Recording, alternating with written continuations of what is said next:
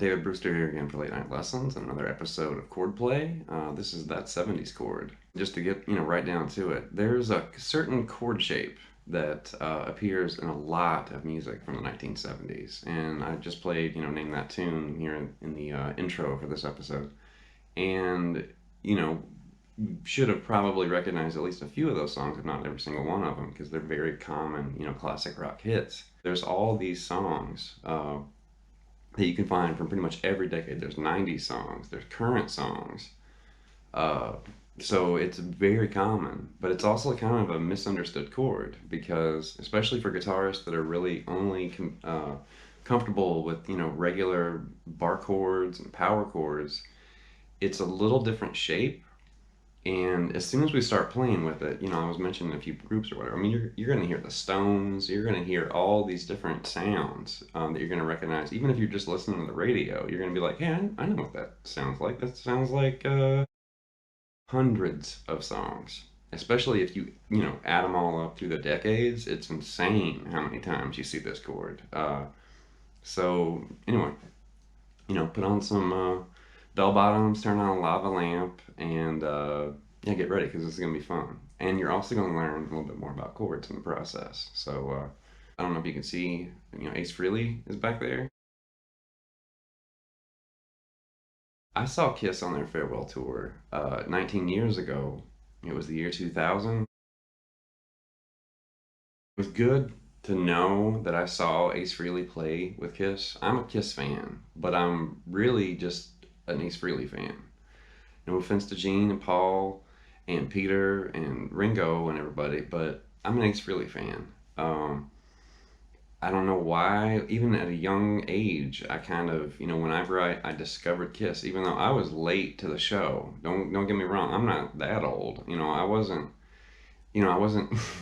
hanging out, going, checking out Destroyer tour, but I have seen Kiss, but it was, I saw them in the 90s and I saw them in the year 2000.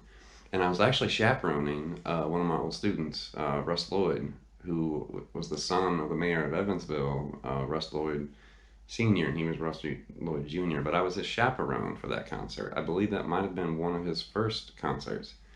And yes, the guitar instructor chaperoned the student. And what concert was it? It was Kiss, which I don't know if that was necessarily the most appropriate concert for me to chaperone a student with. Again, that's a little weird. I he had a great time. I did too. I was like, Kiss was amazing. It was awesome. I mean, there was a lot of fire. Okay, to get started here, we're going to basically take a look at a very, very common progression known as a 1-4-5. But we're going to look at traditional chords first, and then we're going to basically search for that 70s chord.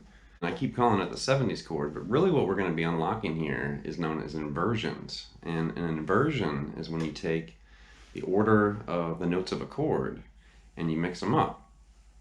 So just imagine like a puzzle, and that there's three pieces and they're in a certain order, and you just kind of change the order of those three puzzle pieces, but the puzzle pieces are actually notes, within the chord. The 1-4-5 reference is known as the blues progression, 12-bar blues progression.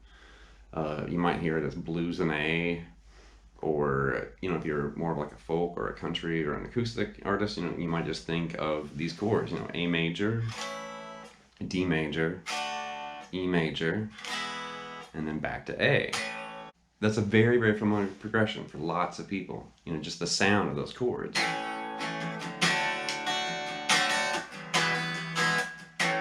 And then also you can mix the progression around. You could start on, say, E, and then move to D, and then move to A. But this really isn't a lesson, teaching basic chords. I just wanted to explain the progression we're going to play. A, D, and E. And of course, this is chord play. So we're going to play with that, but we're not going to play with that. We're going to play with it. So let's start with that A. And we're going to basically just pinpoint what's going on with the D and then find another way of implying that D chord. So we're not going to play, like a traditional Mel Bay D chord. We're going to find a different way to kind of twist it around or play with it. So Honestly, the three notes there, D, F sharp, and A, those are the three notes that make a D major chord. Now, I don't want to go into chord construction yet.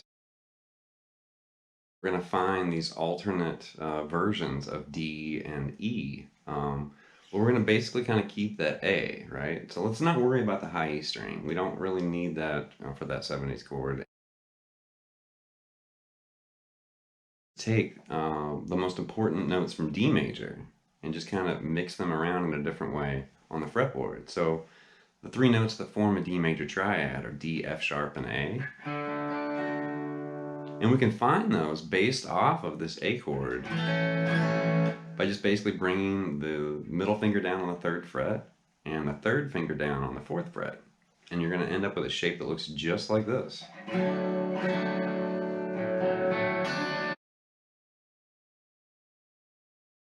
So now that we found an alternate D voicing, which is the D over A, that 70s chord, I'm just gonna say 70s chord. I'm gonna stop trying to do the air quotes, but sometimes it's necessary to let people know it's like, hey, I'm just calling it that. It's just a nickname that I've given it. Inversion, root position, first inversion, second inversion, and I'm like, I know. But I don't want to go there yet. It's like, why do I want to hit somebody over the head with too much information when really all I want them to do, and all they really want to do, is just kind of play around. Let's take the A and the D over A, and then let's take that D over A, and just like somebody grabs your hand and just scoots it up 2 frets. Okay, so move that chord higher. And if you do that, and you move it 2 frets higher, it suddenly magically becomes a different version of the E major chord that we were going to need to look for. But conveniently, that 70s chord comes in this nice and convenient shape and package, and it's just, so efficient. This isn't going to turn into an infomercial. I'm not going to flash, phone numbers on the bottom of the screen or anything.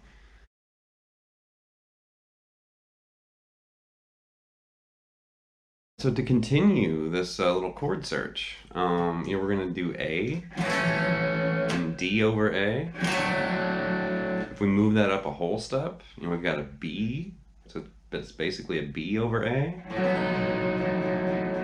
It's almost going to sound like a Genesis song, right?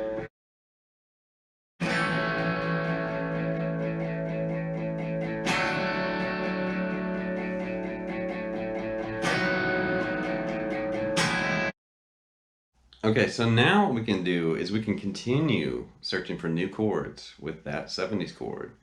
And so check this out. We're going to take the A and the D over A. We're going to hike that up 2 frets. Now it's B over A and an E over A.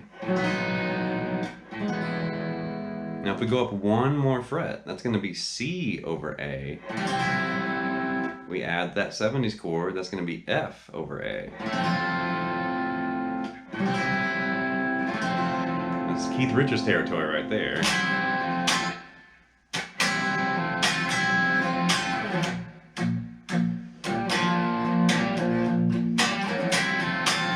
Go up into 2 more frets. There's D over A.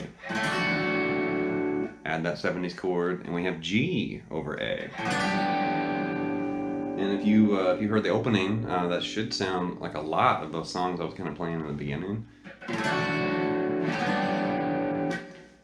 Hey Ace, that sounds like one of your songs that you played with Kiss, right?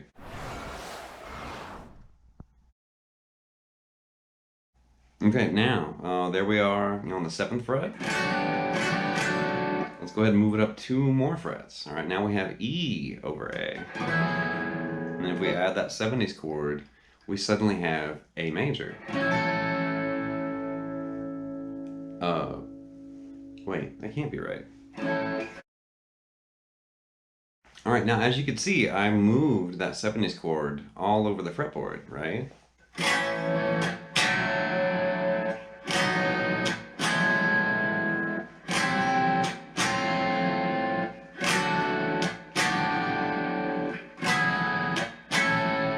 And trust me, you can keep going. If you go up even higher, Spoiler alert, there's songs from Queen and Poison and a whole bunch of songs hiding up here.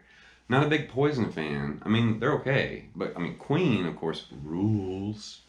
I don't have any special effects yet, but if I did, that would have like echoed with a bunch of reverb and stuff. If you get used to taking this chord and moving it around the fretboard, and you kind of just do what I was, doing right there, just playing around with these chords, you're gonna basically be doing the opening of this video and this lesson. It's gonna be name that tune all day, all night, and there's gonna be some rock and roll in there too. Um, that was a horrible joke. Sorry. Playing around with something like this and applying the chord play, treatment to that 70s chord. This kind of A runway, I guess you could think of it. I mean, it really does kind of seem like it's just the runway of chords, and not like Project Runway, which I don't even know how I know about that, but somehow I do.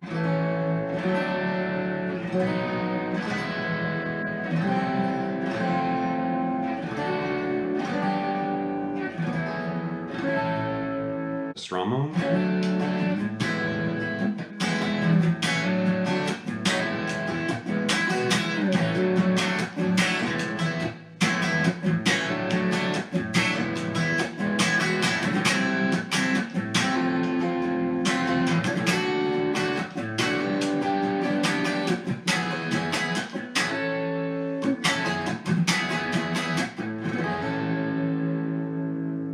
Pick 'em.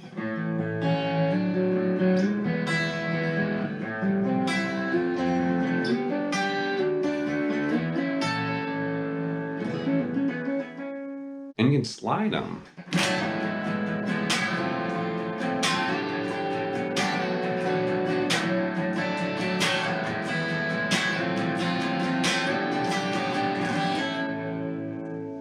As you can see and hopefully hear, this is a very useful and valuable chord to kind of, tuck into your pocket or, attach to your belt, which if you're attaching chords to your belt, it makes you sound like Batman. I've never had a belt like that. That's pretty cool. I need to look into that. I don't really know where Gotham is, but there's got to be a store like that somewhere around here. Um, Ace, don't go anywhere because I want to interview you later. All right, so where'd Darth go? And they asked me to chaperone him, and I did. So when I saw you with Kiss in 2000, I know you didn't see me because there were a lot of people there and there were lights and it was really loud. I don't know if you knew about that. Yeah, when you guys played, it was loud. Like it, I'm not complaining. It sounded good. I had a great time. I almost cried a couple times because it made me realize, like, you guys kept saying goodbye, and you kept saying it's like this is the last time that you may see something like this. This is the end of an era. And you kept showing all this old footage and these old black and white pictures, and it had you guys and you had different makeup and stuff. You remember that? Anyway, I just want to say thank you because I've always respected you. You're my favorite member of Kiss. I mean, I don't really even know the other guys' names, but I know that you're Ace Frehley, and that's awesome. And Frehley's Comet was awesome. Frehley's Comet wasn't really as good as Kiss in the 70s with you, but Frehley's Comet was cool, and this is awkward.